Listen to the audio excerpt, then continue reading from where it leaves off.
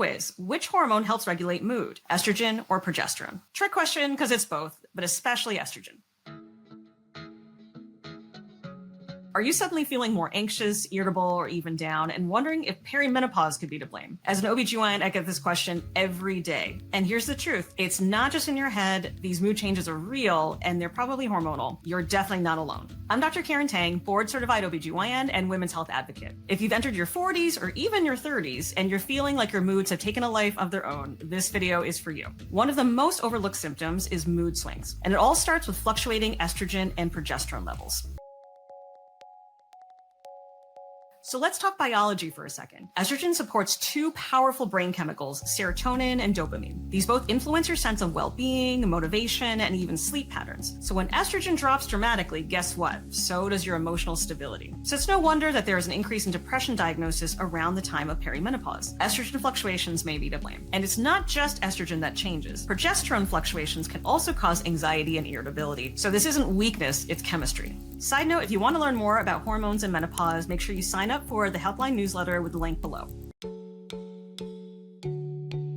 Mood changes of perimenopause might look like anxiety, depression, restlessness, or even bursts of anger over things that never used to bother you. Depression in perimenopause can also manifest as disinterest in usual activities, lethargy, or feeling like you don't have much energy, or difficulty finding motivation as well. So lots of my patients in perimenopause come to me with these feelings of mood changes or just feeling like they're not themselves, like they really feel like this overwhelming sense that their mood is out of their control. While most people in perimenopause can have some sort of change in their menstrual cycle as one of the first signs that they're in perimenopause, these changes can be subtle, so you can actually have terrible mood symptoms even if those hormone shifts are just starting. And here's another layer: sleep. Hot flashes and night sweats can seriously disrupt rest, and a lot of times, even if you're not having hot flashes and night sweats, your sleep can be terrible. And lack of sleep really amplifies all the symptoms of perimenopause, including your mood problems. So it can lead to what can feel like a permanent fog of sadness, overwhelm, fatigue, and lack of energy. So for a lot of my patients, the poor sleep is actually one of their biggest concerns in perimenopause because it really affects everything in your life. And it makes sense. If you sleep really poorly, you get no rest, you're going to really feel it in terms of how it affects your mood. So the worse your sleep, the worse your mood becomes, the more stress you have, and then it goes back and worsens your sleep, and it becomes a vicious cycle.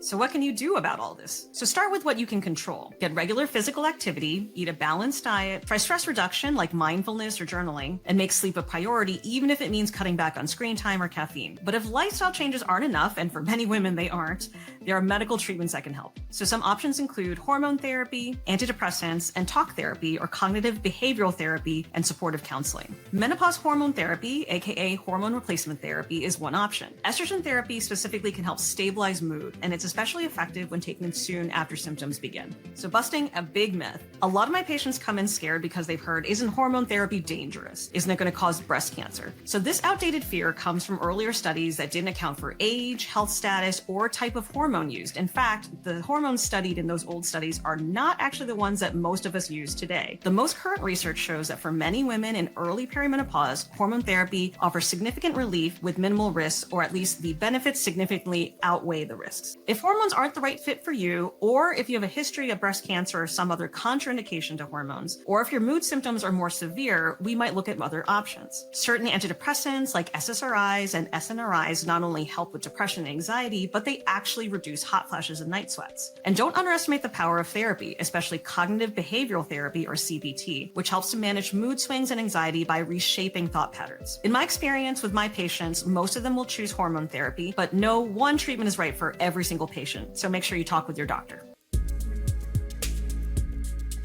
So when should you talk to your doctor? So first, if your mood changes are persistent or worsening, if your anxiety, sadness, or irritability are interfering with your daily life or your ability to function, if you have a personal or family history of depression, or your sleep is disrupted more than 3 nights per week, or if you just feel off and you want answers. So if you're experiencing any of these, please don't wait for it to get worse. You don't have to suffer in silence or guess your way through this phase of life. There are solutions and your symptoms are valid. So I always tell my patients, you know your body best. Perimenopause can be a turbulent time, but it's also a powerful time, an opportunity to reconnect with your health, advocate for your needs, and learn how your body is evolving. I hope you feel more empowered and informed after watching this. If you've been noticing mood changes and suspect perimenopause may be the cause, please talk to your OBGYN or healthcare provider. And if you found this video helpful, hit that like button, subscribe for more science-backed women's health content, and share it with a friend who might need to hear this today.